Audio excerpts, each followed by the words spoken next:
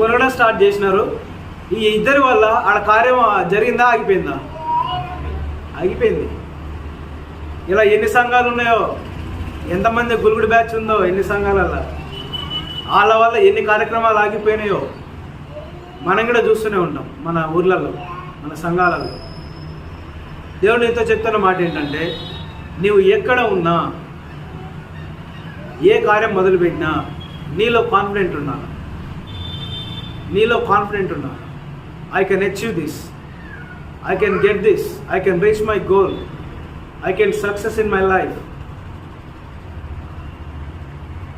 మనకంటూ కాన్ఫిడెంట్ ఉండాలి. నువ్వు రాసే ఎగ్జామ్లో నువ్వు కాన్ఫిడెంట్గా రాయాలి.